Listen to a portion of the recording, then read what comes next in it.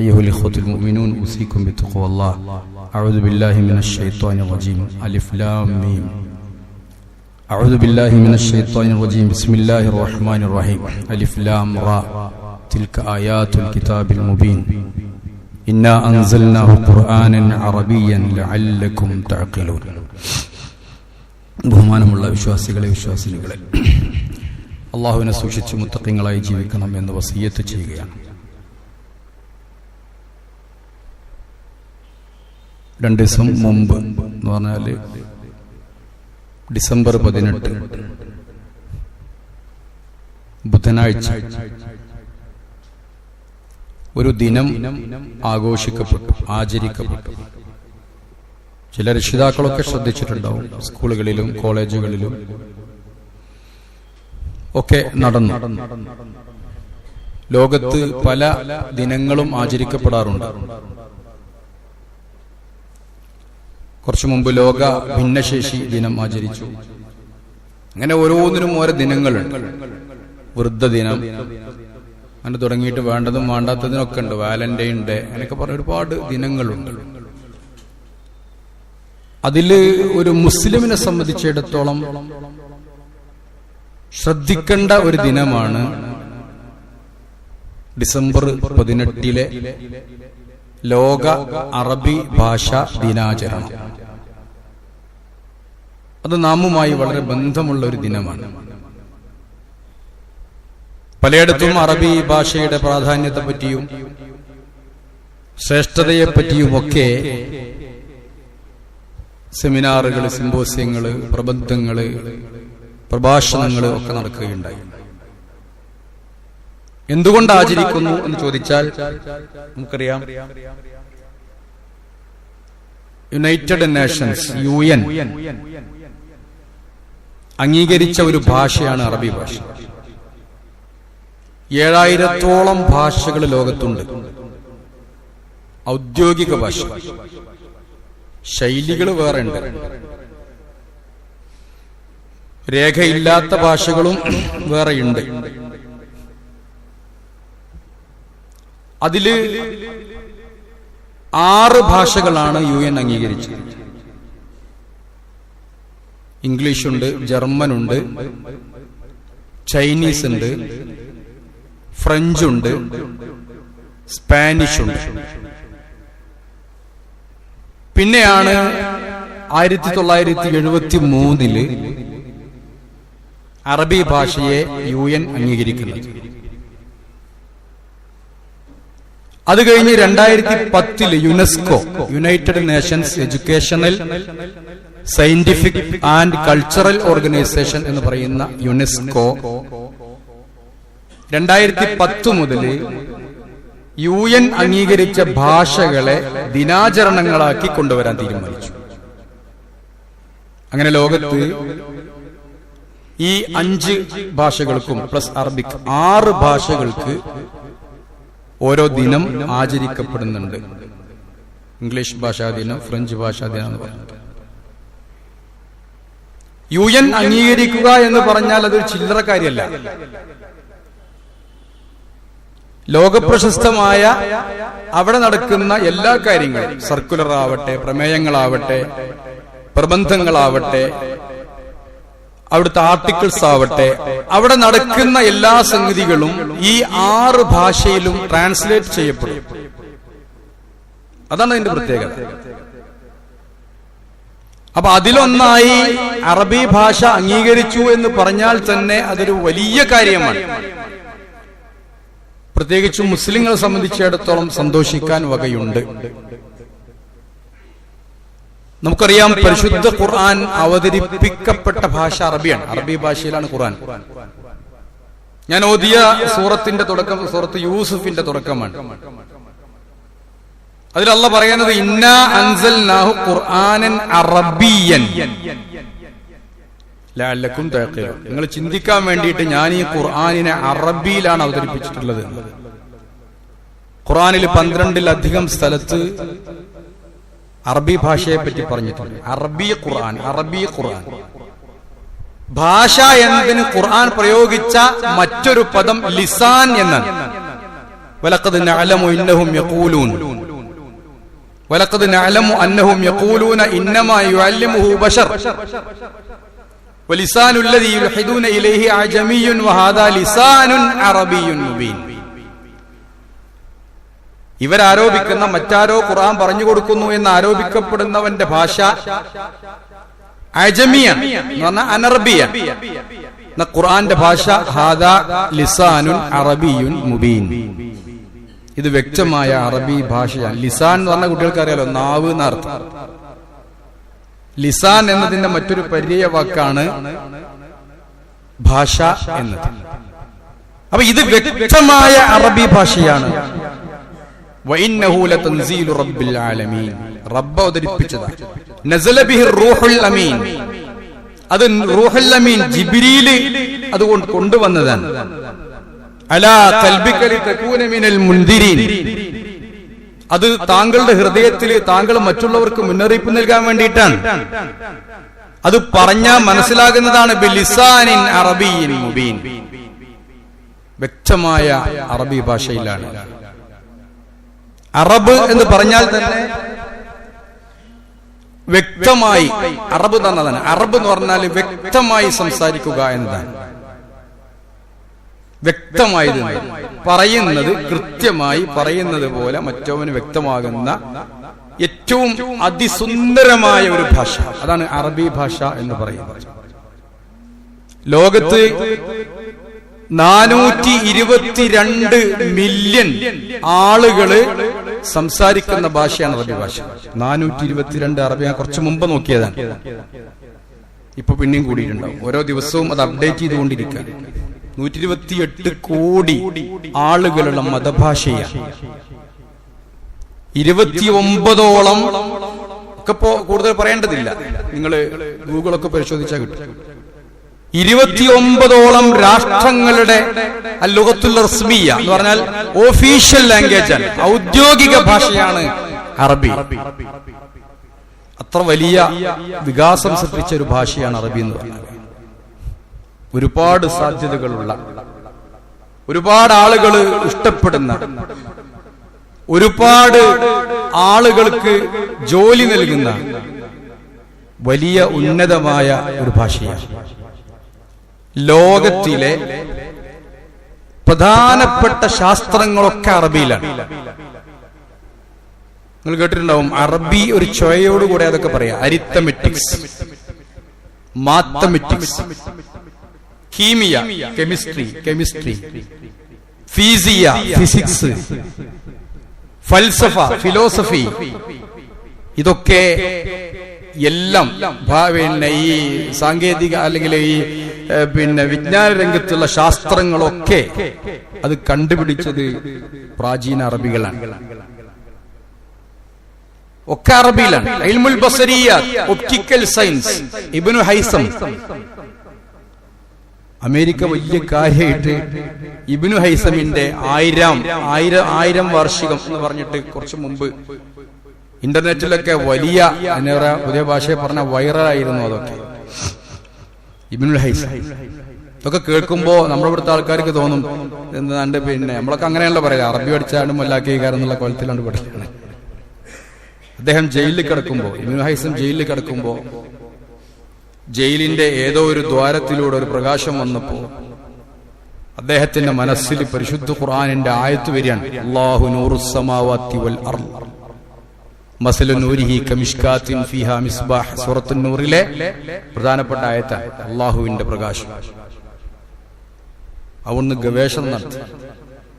അങ്ങനെ അദ്ദേഹം ഇൽമുൽ പിന്നെ ബസരിയാത്ത് എന്ന് പറയുന്ന ഒപ്റ്റിക്കൽ സയൻസ്, ലെൻസുകളെ കുറിച്ച് അദ്ദേഹം പഠനം നടത്തി. ഇബ്നു ഹാസൻ എന്നും ഇബ്നുൽ ഹൈസം എന്നൊക്കെ അദ്ദേഹം അറിയപ്പെടും. അദ്ദേഹത്തിന്റെ കണ്ടുപിടുത്തത്തിന്റെ മഹത്വം കൊണ്ട് നോക്കുങ്ങൾ, ഖുർആനാണ് അറബി ഭാഷയാണ്.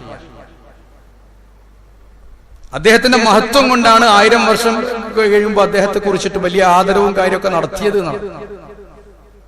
അത് അറബി ഭാഷയുടെ പ്രത്യേകത. സെമിറ്റിക് കുടുംബത്തിലെ പിന്നെ ഭാഷാ കുടുംബത്തിലാണ് അറബി ഭാഷ എണ്ണപ്പെടുന്നത്. സെമിറ്റിക് എന്ന് പറഞ്ഞാല് സാം ഇബ്നു നൂഹ്. പറയുകയാണെങ്കിൽ കുറെ പറയാണ്ട്, ചുരുക്കത്തിൽ നമ്മൾ ആ ദിനത്തിനോടുള്ള ഒരു മര്യാദ നൽകി ചില കാര്യങ്ങൾ പറഞ്ഞു തരാണ്.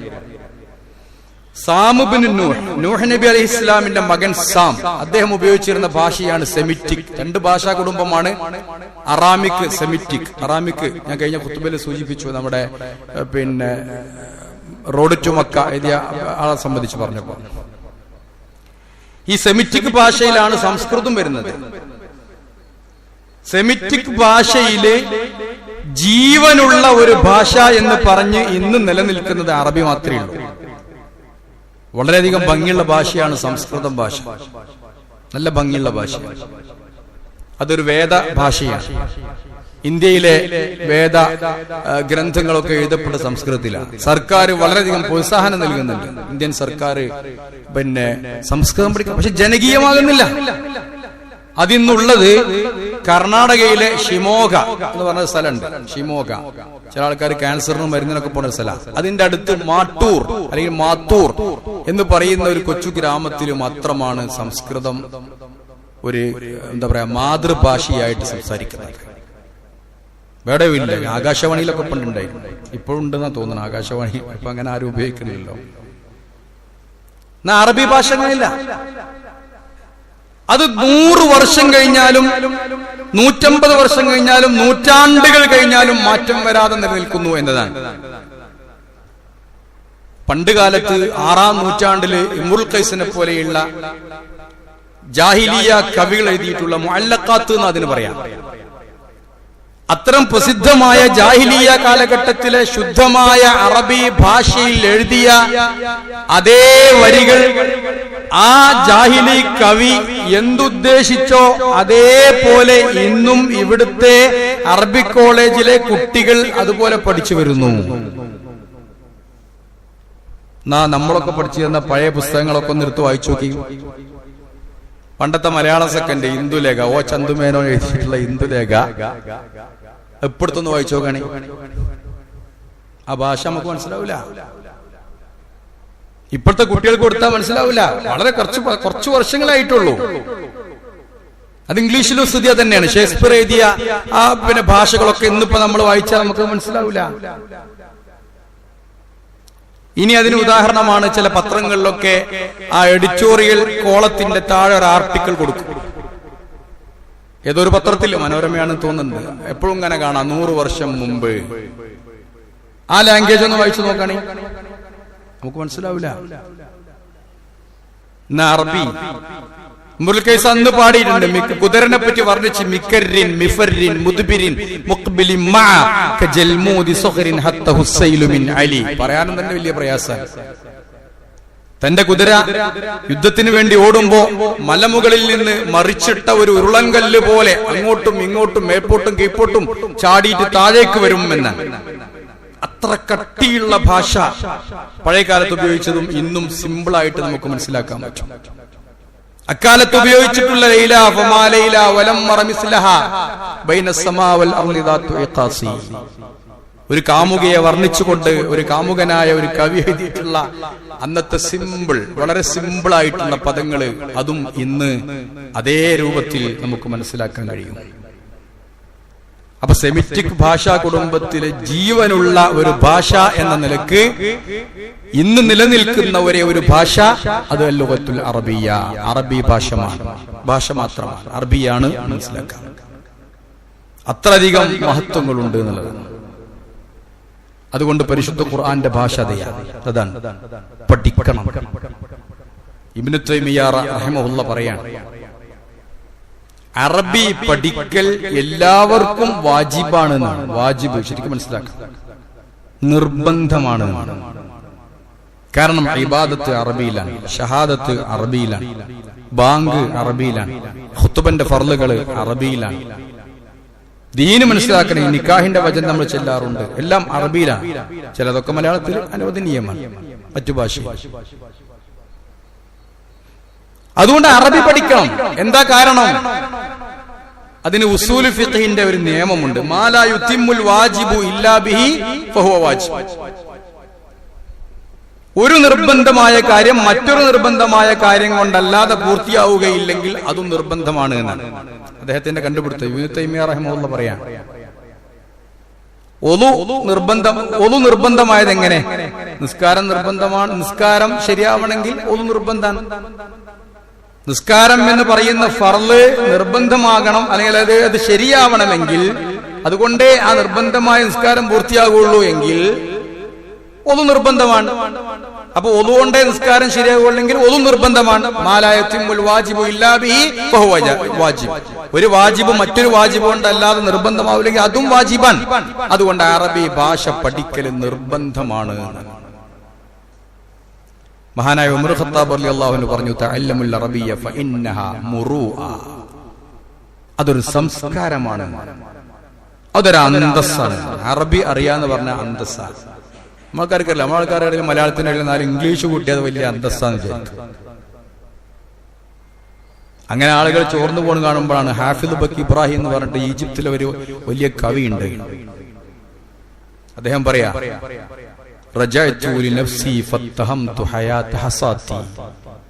അറബി ഭാഷ എന്നാണ് കവിതയുടെ പേര്. അറബി ഭാഷയെ കുറിച്ച് സ്വയം പറയുന്നതായിട്ടാണ് അദ്ദേഹം കവിത രചിക്കുന്നത്. അറബി ഭാഷ പറയാം. ആളുകളൊക്കെ ഇങ്ങനെ ഇംഗ്ലീഷിലേക്ക്, മറ്റു ഈജിപ്തിൽ ആദ്യം ഇംഗ്ലീഷ് ആയിരുന്നു, പിന്നെ അറബിയായി മാറിയത് ആ രാജ്യം. അപ്പൊ അദ്ദേഹം ഭാഷ പറയാ,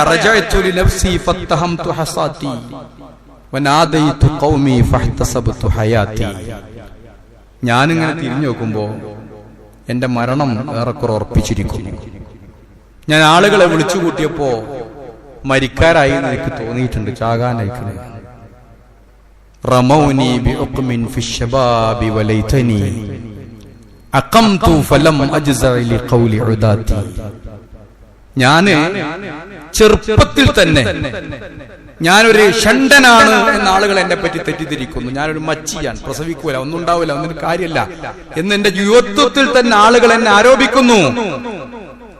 ഞാൻ അങ്ങനെ പറഞ്ഞത് ആളുകൾ ആരോപിക്കുന്ന ഞാനൊരു ഷണ്ടനാണ്, അല്ലെങ്കിൽ ഒരു മച്ചിയാണ്, ഒരു വന്ധ്യയാണ് എന്ന് ആരോപിക്കുന്നത് ശരിയായിരുന്നുവെങ്കിൽ എനിക്കത്ര പ്രയാസം ഇല്ലായിരുന്നു. അദ്ദേഹം പറയാം, വലത്തു ഫലമ്മാ ലം അജിദ് ബനാതി ലിഅറായിസി. ഞാൻ അങ്ങനെ പ്രസവിച്ചു കൂട്ടി ഒരുപാട്. അറബി ഭാഷന്റെ മഹത്വങ്ങളാണ്. അങ്ങനെ ഞാൻ പ്രസവിച്ച എന്റെ ബനാത്തി, എന്റെ പെൺമക്കൾക്ക് ഞാൻ അങ്ങനെ നോക്കുമ്പോ റിജാലൻ വഅഖ്ഫാഅൻ വഅത്തു ബനാത്തി, എന്റെ പെൺകുട്ടികളെ കല്യാണം കഴിക്കാൻ പറ്റുന്ന അരീസുകള്, മണവാളന്മാര്, കുഫുവത്ത് ആളുകള് ആരും ഇല്ല എന്ന് കണ്ടപ്പോ പ്രസവിച്ചപ്പോ തന്നെ ഞാൻ എന്റെ പെൺകുട്ടികളെയൊക്കെ കുഴിച്ചു മൂടി. എന്തൊരു സൗന്ദര്യാണ് അറിയണത്. ഈ അപകടം പറയണം, ആർക്കും വേണ്ട അറബി. അപ്പൊ കുഴിച്ചിട്ടു എന്ന് പണ്ട് പറയാം. അദ്ദേഹം പറയുന്നുണ്ട്, അനൽ ബഹ്റു ഫി അഹ്ശാഇഹി ദുർറു കാമിനുൻ. അറബി ഭാഷ ആരാന്നറിയോ? ഞാനൊരു ബഹ്റാണ്, ഞാനൊരു ബഹ്റാണ്. ഫി അഹ്ശാഇഹി ദുർറു കാമിനുൻ. എന്റെ ഈ അന്തർഭാഗത്ത് മുഴുവനും മുത്തുകളും മുത്തുച്ചിപ്പികളുമാണ്. ഫഹൽ സഅലുൽ ഗുവാസ അൻ സദഫാത്തി. എന്റെ ചിപ്പികളും ആ മുത്തുകളും മുത്തുച്ചിപ്പികളിലും അതിലൊതുങ്ങിയ ചിപ്പികളെ പറ്റിയിട്ട്, അല്ലെങ്കിൽ മുത്തുകളെ പറ്റിയിട്ട് മുങ്ങി വരുന്ന സമുദ്രത്തിൽ മുങ്ങിയിട്ട് കണ്ടുപിടിക്കുന്ന ആളുകളോട് നിങ്ങളൊന്ന് ചോദിച്ചു നോക്കിയോന്നാ, അത്ര വിലമതിപ്പുള്ള മുത്തുകൾ അറബി ഭാഷയിലുണ്ട് എന്ന് അദ്ദേഹം ഹാഫിദ് ബക്കി ഇബ്രാഹിം പറയുന്നു. യഥാർത്ഥത്തിൽ അറബി ഒരു സംസ്കാരമാണ്, ഇംഗ്ലീഷ് ഒരു സംസ്കാരമാണ്. മെക്കാളെ പ്രഭു ഇവിടെ വന്നപ്പോ ആദ്യം ചെയ്തത് ആളുകൾ ഇംഗ്ലീഷ് പഠിപ്പിക്കുക. അതിനുവേണ്ടി അദ്ദേഹം പറഞ്ഞതെന്നറിയോ? ഇതൊരു കൾച്ചറാണ്, അതൊരു പഠിക്കട്ടെ എന്നാ പറഞ്ഞത്. ഇതൊരു കൾച്ചറാണ്, അറബി ഒരു കൾച്ചറാണ്. യുഅല്ലിമുഹുൽ കിതാബ വൽ ഹിക്മത വയുസക്കിഹിം. അല്ലാഹുവിന്റെ റസൂലിന് തന്റെ റിസാലത്ത് അവസാനിപ്പിക്കാൻ അള്ളാഹു തെരഞ്ഞെടുത്ത ഭാഷ അറബിയാണ്.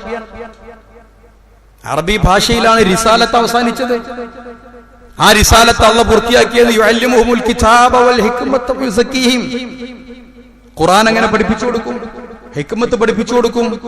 എന്നിട്ട് വയുസക്കിഹിം, അവരെ സംസ്കരിച്ചെടുക്കും എന്നാണ്. ഒരു ഭാഷ എന്ന് പറഞ്ഞാൽ അത് സംസ്കാരത്തിന്റെ കൂടി ഭാഷയാണ്. അത്രയധികം പ്രാധാന്യമുള്ള ഭാഷ. അതുകൊണ്ട് ഈ ഭാഷയെ നമ്മൾ അനുസ്മരിക്കുമ്പോൾ അതിനോടൊരു താല്പര്യം നമുക്കുണ്ടാവണം. അത് പഠിക്കാനും പഠിപ്പിക്കുവാനുള്ള ശ്രമമുണ്ടാവും. പരിശുദ്ധ ഖുർആനില് നമ്മളൊക്കെ പ്രശ്നം തന്നിട്ടുണ്ട്. എന്തെങ്കിലും കുറേശ്ശെ പഠിക്കും, അല്ലെങ്കിൽ പുറമേ നിന്ന് മനസ്സിലാക്കും.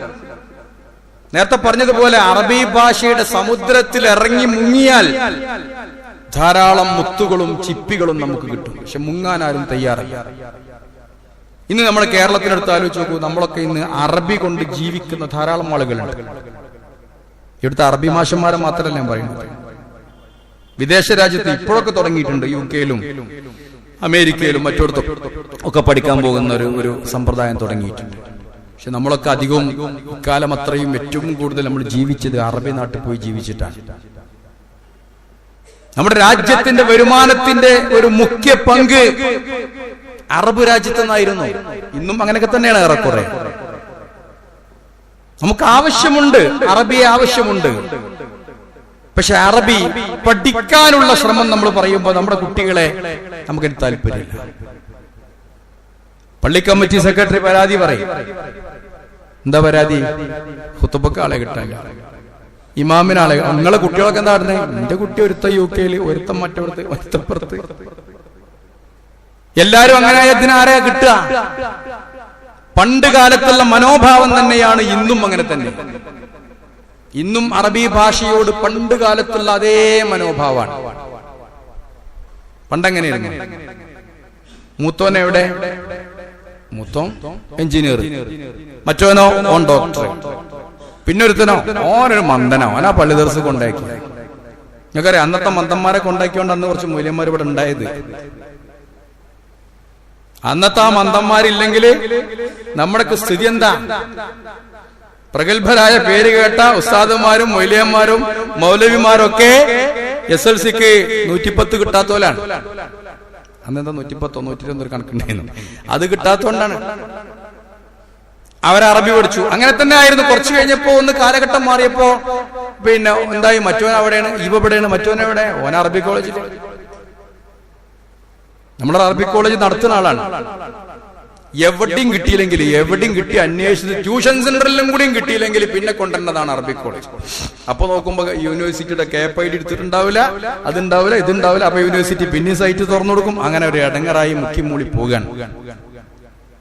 ശരിക്കും നമ്മള് ഭാഷയുടെ സൗന്ദര്യത്തിലേക്ക് ഇറങ്ങാത്തത് കൊണ്ടാണ്.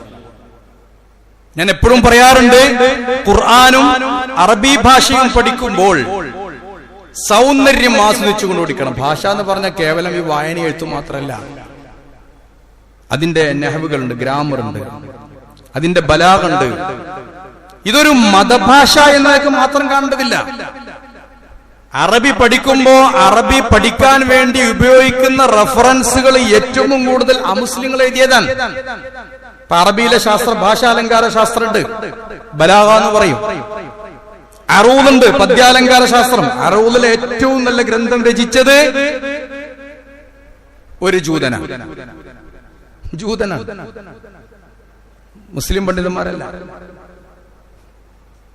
അതുപോലെ തന്നെ അൽ മുഅ്ജമുൽ മുഫഹ്റസ് ലി അൽഫാദിൽ ഹദീസ്. ഇന്റർനെറ്റ് വരുന്നതിന് മുമ്പ് ഇപ്പൊ നമുക്കൊരു ഹദീസ് കിട്ടാൻ നെറ്റിൽ ഗൂഗിളിൽ അടിച്ചു നോക്കിയാൽ മതി. ആരെ ഗൂഗിൾ അടിച്ചാൽ ഇത് കിട്ടുന്ന രൂപത്തിലാക്കിയത്? അറബി കോളേജ് പഠിച്ച കുട്ടികളാണ്.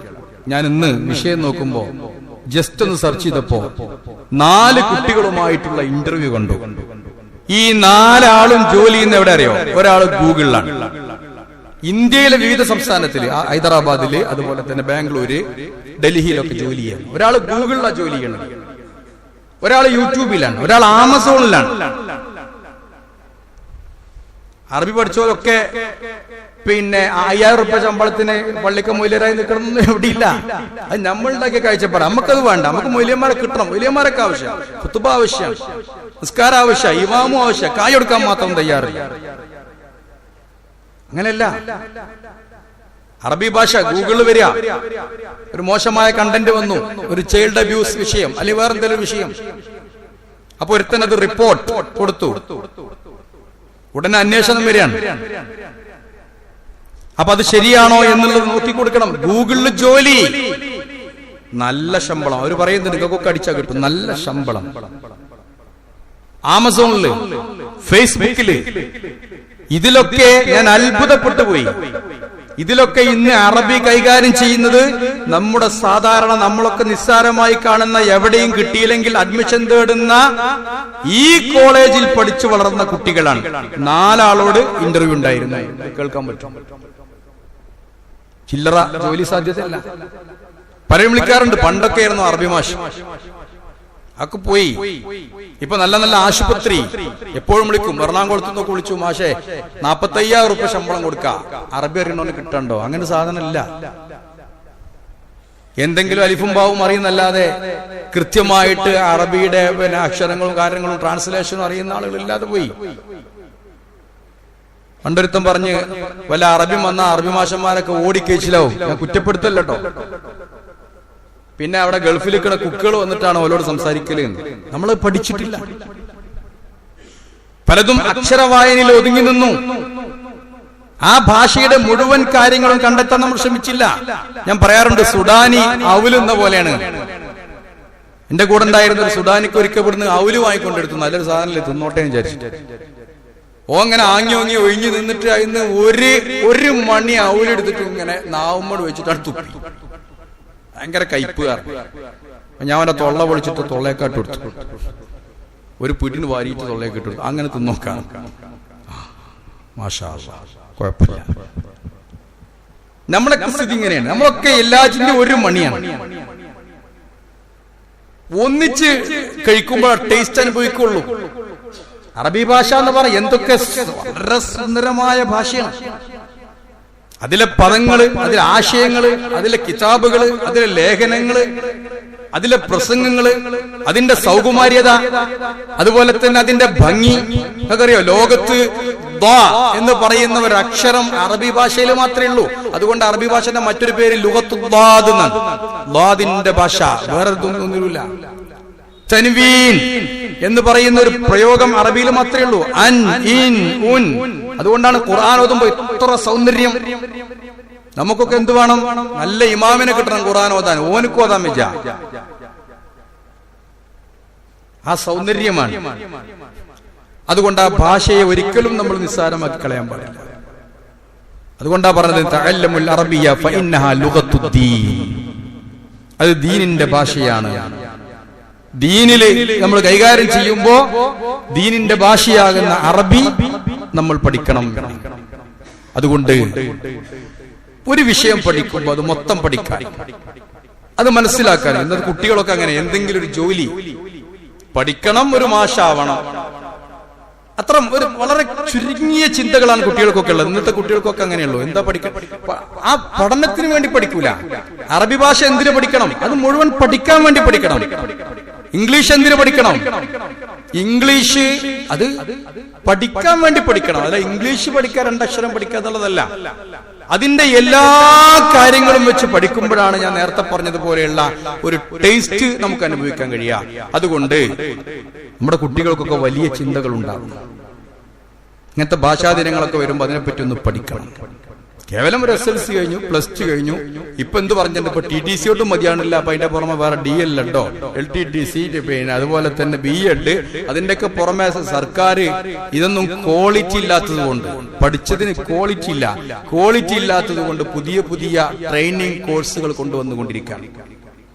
എന്താണോ ഏറ്റവും മിനിമം എങ്കിൽ അതിൽ നിൽക്കാനാണ് നമ്മുടെ കുട്ടികളൊക്കെ ആഗ്രഹിക്കുന്നത്. അതിന്റെ അപ്പുറം ഒന്ന് പോകാൻ കുട്ടികളല്ല, വലിയൊരു അങ്ങനെ തന്നെ ഒന്ന് നോക്കാൻ, ഒന്ന് ചിന്തിക്കാൻ.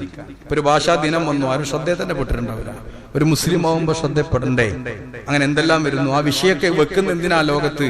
ഇതൊക്കെ ഒന്ന് പഠിക്കാനും ജനങ്ങൾ മനസ്സിലാക്കുകയാണ്. അതുകൊണ്ട് നമ്മുടെ കുട്ടികൾക്കൊക്കെ ഒരു പ്രോത്സാഹനം കൊടുക്കണം. അറബി ഭാഷയെ അതിന്റെ ആ രൂപത്തിൽ നമ്മൾ കാണണം. അള്ളാഹു അനുഗ്രഹിക്കട്ടെ.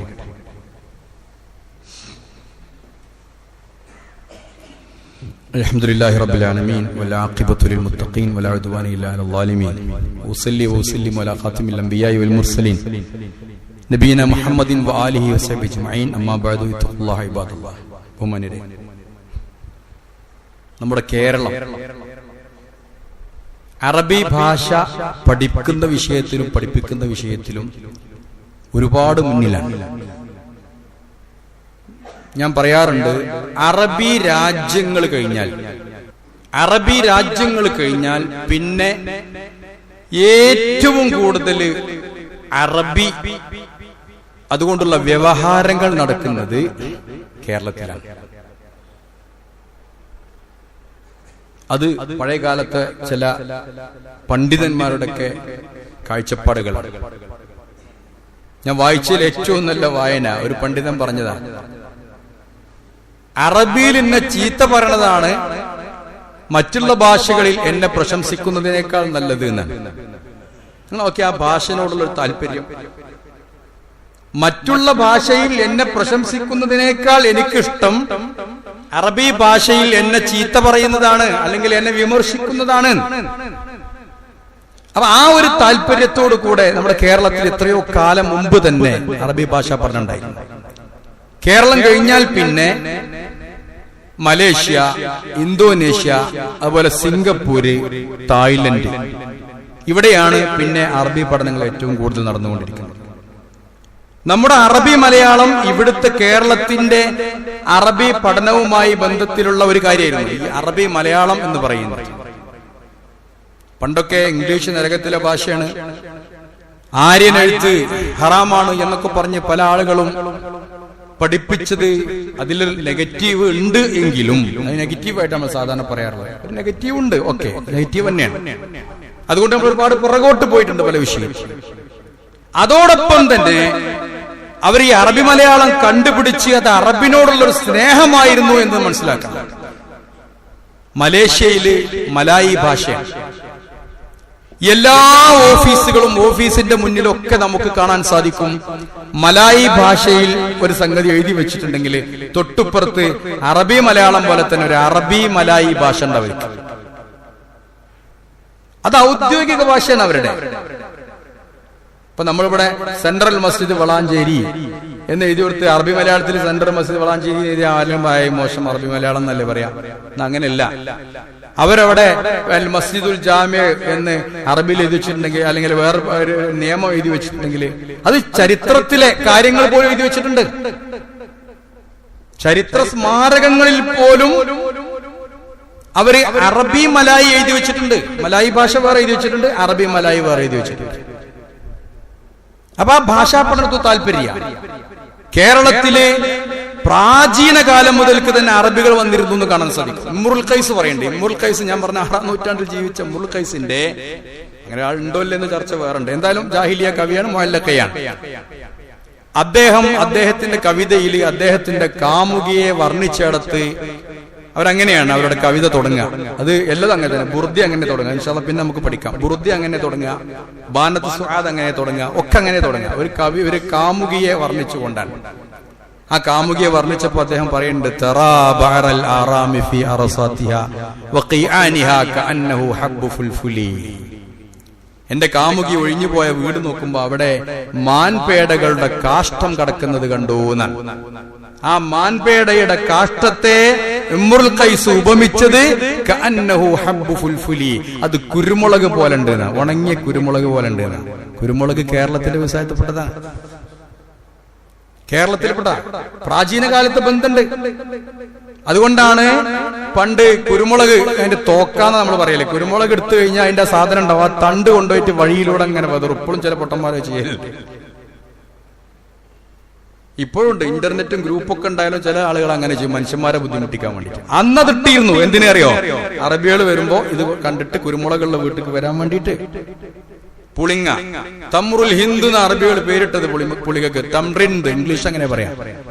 തമ്രുൽ ഹിന്ദ് ഇന്ത്യയിലെ ഈത്തപ്പഴാണ് ഏറ്റവും പ്രധാന. ഫലസ്തീൻ, സിറിയ ഭാഗങ്ങളിലൊക്കെ തമ്രുൽ ഹിന്ദ് പുളിങ്ങന്റെ ജ്യൂസാണ് ഏറ്റവും പ്രധാനപ്പെട്ടത്. പുളിങ്ങയുടെ ജ്യൂസ് അതിങ്ങനെ ഒരു ടിന്നിലാക്കിയിട്ട് റോട്ടിൽ കൂടെ നടന്നിട്ട് കൊടുക്കും, പുളിങ്ങന്റെ ജ്യൂസ്. അവർക്ക് സിറിയയിലൊക്കെ അവർ ഏറ്റവും ഇഷ്ടപ്പെടുന്നൊക്കെ ആകെ അടിച്ച് തകർക്കുകയാണ്, രാജ്യങ്ങളും സംസ്കാരങ്ങളൊക്കെ തകർക്കപ്പെടുകയാണ്. അപ്പൊ നിങ്ങൾ ആലോചിച്ച് നോക്കി. അപ്പൊ അറബികൾ, പ്രാചീന അറബി ലോകവുമായി, അറബികൾ പോലും കേരളവുമായി ബന്ധമുണ്ട്. അത് തന്നെ ഇന്ന് കേരളത്തിൽ കാണുന്നത്. നമ്മുടെ ഭാഷയിൽ പറയല്ലേ, കോടതി എടുത്തു നോക്കിയാൽ കോടതിയിൽ ഫുൾ അറബിയാണ്. അദാലത്ത്, മുൻസിഫ്, വക്കീല്, മഹ്ലറ്, പിന്നെ വിടവാങ്ങല്, വിട റദ്ദ് ചെയ്തു, പിന്നെ മൗത്ത്, ഹലാക്ക്, ഇതൊക്കെ നമ്മൾ സാധാരണ മലയാളത്തിൽ പ്രയോഗിച്ചുകൊണ്ടിരിക്കുക. ഇന്നും മലയാളത്തില് കാര്യങ്ങൾ അങ്ങനെ കൂടിക്കൊണ്ടിരിക്കുക. ഇപ്പൊ അൽഫാം, കുറെ പ്രവാസികൾ ഓർഡർ തുടങ്ങിയപ്പോ അൽഫാം നമ്മള് കേരളത്തിൽ തന്നെയാണോ തോന്നിപ്പോ? അൽഫാം, ഷവായ, മന്തി, അൽഫഹം, കരിക്കട്ട, അൽ മഷ്വിയു അൽ ഫഹം എന്ന സാധനത്തിന്റെ പേര്. ഈ പോയച്ച് തിന്ന സാധനം ഷവായി, പൊള്ളിച്ചത്, കേട്ടിട്ടുണ്ടാവും. ഷവായി, തീ കൊണ്ട് പൊള്ളിച്ചത്. അറബികളുടെ എല്ലാ ഭാഷയും ഡെവലപ്പാണ്ട്. ക്വാറന്റൈൻ ഇപ്പോ നമുക്ക് കിട്ടിയൊരു നേട്ടം ഭാഷാ രംഗത്ത്. എന്താ പറയാ, രോഗം വന്നപ്പോ, കൊറോണ വന്നപ്പോ കിട്ടിയതാ ക്വാറന്റൈൻ. കേട്ടിരുന്നില്ല. ബ്രേക്ക് ഡൗൺ കേട്ടിരുന്നില്ല. സാനിറ്റൈസർ ഒക്കെ എത്രയോ കാലം മുമ്പ് എല്ലാ രാജ്യത്തും ഉപയോഗിക്കണം. പക്ഷെ നമുക്ക് ഇപ്പോഴാണ് കിട്ടിയത് സാനിറ്റൈസർ. ഒരുപാട് പദങ്ങൾ ഡെവലപ്പ് ചെയ്ത് വരുന്നുണ്ട്. ഇംഗ്ലീഷ് ഡെവലപ്പ് ചെയ്യുന്നുണ്ട്. അതോടൊപ്പം തന്നെ അൽഫാം വാങ്ങി തിന്നുമ്പോഴും അതിന്റെ അസില് നമ്മളൊന്ന് നോക്കണം, നല്ലതാ. അൽഫഹം, ഇങ്ങനെ കുറെ ഡെവലപ്മെന്റ് വന്നുകൊണ്ടിരിക്കുകയാണ്. അതുകൊണ്ട് ഒരു ജീവൽ ഭാഷയായി ഇതിനെ നമ്മൾ കരുതുക. പരമാവധി ഇത് ഒരു സെക്കൻഡ് ലാംഗ്വേജ് എങ്കിലും എനിക്ക് പറയാനുള്ളതാണ്. സ്കൂളിലൊക്കെ കുട്ടികൾ ചേർക്കുക. നമ്മുടെ നാട്ടിൽ മാത്രം. എന്നാലും ഒരു അറബിക്ക് യൂണിവേഴ്സിറ്റി ഇല്ലാത്ത സങ്കടമാണ്. ഇത്രയും ആളുകൾ എല്ലാണ്ട്. പ്രൈമറി തലം മുതൽ പഠിപ്പിക്കേണ്ട അറബി, ഡിഗ്രിയിലുണ്ട്, മാസ്റ്റർ ഉണ്ട്, PhD ഉണ്ട്. ഒരു അറബിക്ക് യൂണിവേഴ്സിറ്റി ഇല്ലാതെ പോയി എന്നുള്ളത് സങ്കടകരമാണ്. ഒരുപാട് ശ്രമം നടത്തിയെങ്കിലും അത് നമുക്ക് നേടിയെടുക്കാൻ കഴിഞ്ഞിട്ടില്ല. ഇത് വേണം.